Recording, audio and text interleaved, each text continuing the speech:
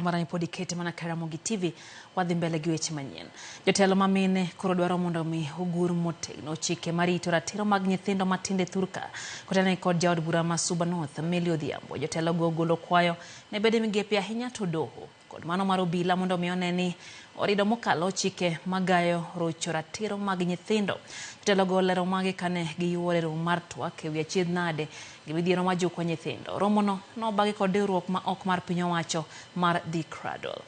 Ja od burano ywak ni kinde duto nyithindo kalo e matek ahinya to kaluwore gi timbe mag Kenya mag keny ma oiw nyange kod nyiri kod timbe mamoko. Kaka nyithindo ming'ado kata mwaluongo ni FGM, nyithindo ma jomoko make yo maricho, nyithindo ma inyuomo kapod tindo pok ochopo higni 18, wadwaro ni cases go mondo rum.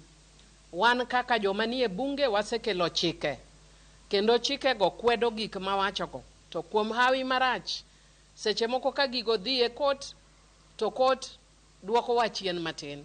Kech court ema seche moko ng'ado e yo mok ne ni wan gi wasesudo mbele kaka piny. Ok kata mana Kenya, piny mangima.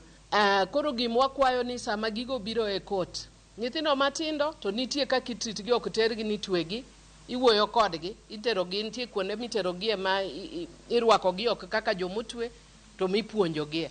Sometimes we don't have the awareness. That's why these things continue recurring.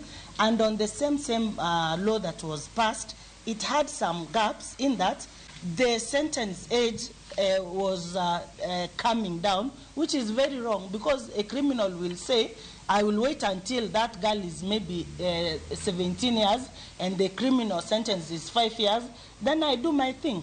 It should be the same.